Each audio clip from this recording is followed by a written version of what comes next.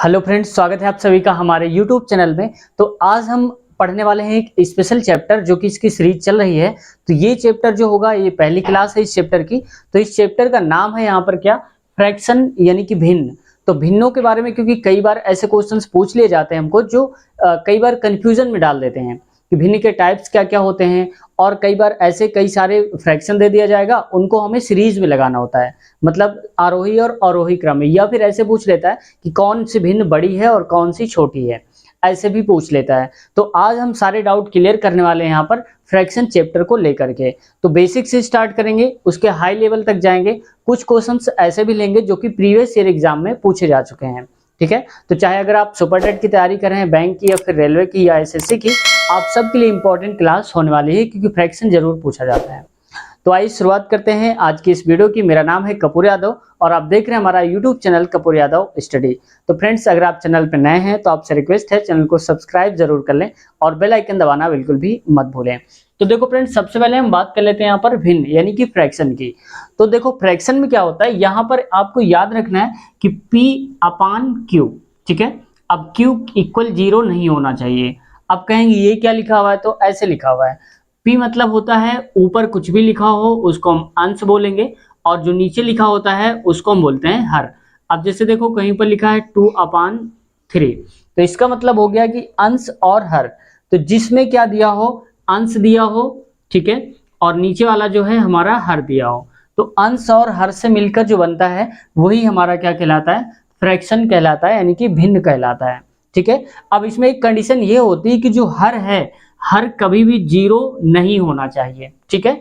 अब जैसे देखो अगर हम ये कह दें 5/0, तो एक भिन्न नहीं होगी क्योंकि नीचे क्या आ रहा है, 0 आ रहा है, तो अकेला 0 नहीं आना चाहिए। अब 10 हो सकता है लेकिन इसको 0 तो पढ़ेंगे नहीं, 10 पढ़ेंगे, इस वजह से नीचे अकेला 0 नहीं आना चाहिए। जैसे 8/0, तो इसको हम कहेंगे ये एक भिन्न नहीं है क्योंकि नीचे वाला 0 आ रहा है, ठीक है। तो नीचे 0 वैल्यू नहीं आनी चाहिए, कुछ और भी दिया हो तो हम कहेंगे।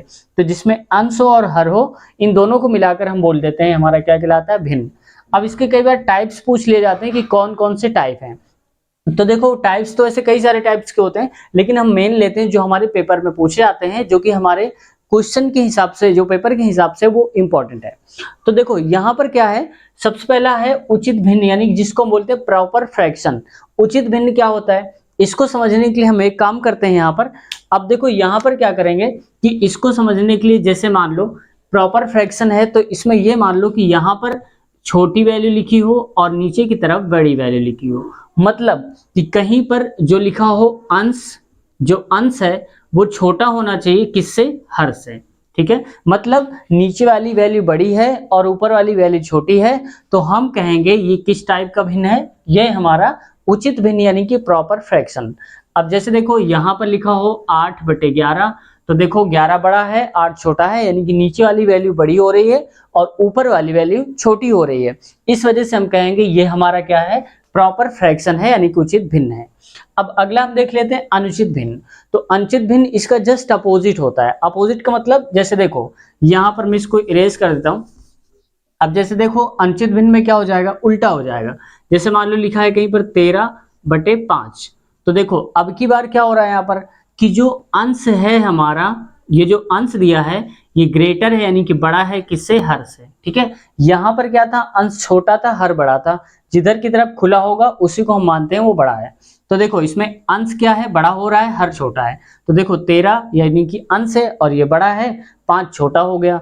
तो जब कभी ऊपर वाली वैल्यू बड़ी हो, नीचे वाली वैल्यू छोटी हो, तो हम कहते हैं किस टाइप का फ्रैक्शन है, किस टाइप का भिन्न है, तो ये हमारा अनुचित भिन्न यानी कि इम्प्रॉपर फ्रैक्शन।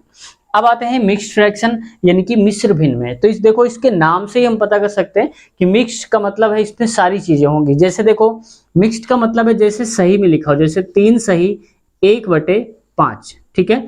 तो देखो इसमें यहाँ पर ये एक्स्ट्रा आ गया है सही वाला। तो जब कभी सही वाला लगा हो, कोई नंबर लिखा हो और इसके आगे कोई भिन्न लिखी हो, तो कहेंगे 3 सही 1/5, यानी कि ये पूरा का पूरा जो है ये कौन सा टाइप है हमारा, मिश्र भिन्न यानी कि मिक्स्ड फ्रैक्शन का। जैसे देखो 6 सही 3/2, ये भी हमारा क्या है, एक मिक्स्ड फ्रैक्शन है क्योंकि इसमें ये सही वाला आ रहा है, ये वाला। तो जब कभी सही वाला दिया हो और आगे फ्रैक्शन दिया हो, तो हम उसको कहते हैं यहाँ पर मिक्स्ड फ्रैक्शन। तो अगला देखते हैं यहाँ पर क्वेश्चन। अब देखो यहाँ पर इस टाइप के क्वेश्चंस पूछे जाते हैं कि इनमें से कौन सी बड़ी सबसे बड़ी भिन्न है, कौन सी छोटी भिन्न है और कौन कौन सी कंडीशंस हो सकती हैं, इन सब के बारे में हम अब जानने वाले हैं। तो देखो फ्रेंड्स, सबसे पहले हम यहाँ पर ये देखते हैं कि समान अंश मतलब जिसके अंश यानी कि ऊपर वाली वैल्यू सेम हो, उसके बारे में हम जानेंगे क्या होने वाला है। तो देखो फ्रेंड्स, यहाँ पर क्या है कि सब में 3 3 3 आ रहा है, यानी कि ऊपर वाली वैल्यू क्या है, सेम है सबकी। ठीक है, अगर कहीं ऐसी कंडीशंस आती है तो हम क्या करते हैं, तो यहाँ पर देखो अगर सेम कंडीशन हो यानी कि ऊपर वाली वैल्यू अंश की वैल्यू हमेशा बराबर आ रही हो, चाहे वो 3 की जगह पे 5 5 आ रहा हो, 6 6 आ रहा हो, 9 9 आ रहा हो, कुछ भी आ रहा हो लेकिन बराबर ही आ रहा हो, तो इसमें से हम ये कहते हैं कि बड़ी वैल्यू कौन सी इनमें से, तो बड़ी वैल्यू वही होगी जो सबसे छोटी नीचे होगी, यानी कि जिसका जो हर है वो सबसे क्या होगा, छोटा होगा। ठीक है, अगर उसका हर सबसे छोटा है तो वही संख्या हमारी रियल में बड़ी हो जाएगी। जैसे देखो 5 से भी छोटी क्या वैल्यू है यहाँ पर 4, तो सबसे छोटा नंबर इनमें से क्या है 4, तो जिसका सबसे छोटा नंबर है नीचे वाला वही हमारा क्या हो जाएगा, सबसे बड़ी भिन्न हो जाएगी। मतलब नीचे वाला छोटा हो जाएगा तो पूरी वैल्यू हमारी बड़ी हो जाएगी। ठीक है, इन सब में देखो नीचे की तरफ सबसे छोटा 4 है, इस वजह से सबसे बड़ी वैल्यू हो जाएगी 3/4। वहीं अगर हम उल्टा बोल दें इसका कि सबसे बड़ी वैल्यू तो हो गई 3/4, सबसे छोटी वैल्यू क्या है, तो सबसे छोटी वैल्यू का मतलब होता है कि जो भी यहाँ पर सबसे बड़ा मिल जाए। तो देखो इनमें सबसे बड़ा क्या है नीचे 13, यानी कि ये वैल्यू हमारी क्या हो जाएगी, सबसे छोटी वैल्यू हो जाएगी। ठीक है, ये कंडीशन कब की अप्लाई होगी, जब ऊपर वाली वैल्यू सेम होगी। अब आते हैं नीचे नेक्स्ट में, अब देखते हैं समान अगर हर हो, यानी कि अब की बार ऊपर वाला नहीं, अब की बार नीचे वाली वैल्यू सेम हो, तो हम क्या करेंगे, कौन सी बता पाएंगे। तो देखो अगर सब में नीचे वाली वैल्यू सेम है तो ये मान लो थोड़ी देर के लिए कि अगर हमें सबसे बड़ी वैल्यू बतानी है तो ऊपर जो सबसे बड़ा लिखा होगा नंबर वही सबसे बड़ी वैल्यू होती है। मतलब नीचे अगर सेम हो तो छोड़ दो थोड़ी देर के लिए कि कुछ नहीं लिखा। अब बताओ सबसे बड़ा नंबर कौन सा है, तो सबसे बड़ा नंबर है 11, और इस वजह से जो सबसे बड़ी वैल्यू हो जाएगी वो हो जाएगी 11/5, यानी कि सबसे बड़ी भिन्न। और अगर हम ये कह दें कि सबसे छोटी भिन्न क्या होगी, तो सबसे छोटी भिन्न का मतलब हो जाएगा कि जो ऊपर वाला नंबर सबसे छोटा होगा। तो देखो इनमें से सबसे छोटा नंबर क्या है हमारा 6, यानी कि सबसे छोटी जो भिन्न हो जाएगी हमारी 6/5 हो जाएगी, और ये हो जाएगी हमारी सबसे छोटी। ठीक है, तो सबसे छोटी का मतलब हो जाएगा जो ऊपर सबसे छोटी वैल्यू है वो पूरी भिन्न हो जाएगी, जो सबसे बड़ी भिन्न है ऊपर की तरफ यानी कि अंश में वही हमारी क्या हो जाएगी, सबसे बड़ी वैल्यू। अब हम देखते हैं यहाँ पर समान अंतर हो। अब कैसे, ये क्वेश्चन बहुत बार पूछा गया है, चाहे वो एनटीपीसी में हो एसएससी में हो, प्रीवियस ईयर आप देखेंगे तो मिल जाएगा। तो देखो यहाँ पर समान अंतर हो तो क्या करेंगे। अब समान अंतर का मतलब क्या है कि अंश और हर का अंतर, यानी कि अंश और हर का जो अंतर होगा वो इक्वल होना चाहिए। ठीक है, अब देखो कैसे, 4 और 3 का अंतर कितना है, 4 और 7 का अंतर कितना है 3 का। यहाँ पर 9 और 12 का अंतर कितना है 3 का। यहाँ भी देखो 15 और 18 का अंतर कितना है 3 का। वही 19 और 22 का भी अंतर कितना है 3, यानी कि इन सब में अंश और हर का जो डिफरेंस निकल के आ रहा है वो है 3 3 3, यानी कि सेम डिफरेंस आ रहा है। तो जब कभी ऐसी कंडीशंस आती है कि ना तो ऊपर वाली वैल्यू सेम हो ना नीचे वाली सेम हो, लेकिन एक चीज कॉमन हो कि ऊपर और नीचे अंश और हर दोनों की वैल्यू सेम हो, अंतर 3 3 3 आ रहा है, हो सकता है कि 4 4 4 आ रहा हो, 5 5 5 आ रहा हो, यानी कि सेम वैल्यू का अंतर होना चाहिए सब में। तो हम क्या करेंगे, कौन सी वैल्यू इसमें सबसे बड़ी होगी, इसके लिए हम क्या करेंगे, तो यहाँ पर एक सीधा सा मतलब यही समझना है कि जो वैल्यू ऊपर की तरफ सबसे बड़ी हो वही हमारी रियल में बड़ी होती है। जैसे देखो 4 से बड़ा है 9 और 9 से बड़ा है 15 और इससे भी बड़ा है 19, यानी कि अगर हमें सबसे बड़ी वैल्यू बतानी है तो ऊपर वाली वैल्यू को देख लो, जो सबसे बड़ी होगी वही रियल में बड़ी हो जाएगी। तो देखो इन सब में ऊपर की तरफ 19 बड़ा है, इस वजह से सबसे बड़ा जो भिन्न हो जाएगा हमारा क्या हो जाएगा 19/22, यानी कि सबसे बड़ी वैल्यू है ये। और अगर उल्टा हम ये कह दें कि अगर डिफरेंस सेम हो सबसे छोटी वैल्यू बतानी है तो क्या करेंगे, तो सबसे छोटी वैल्यू बताने का मतलब कि जो सबसे छोटा नंबर है वही हमारा छोटा।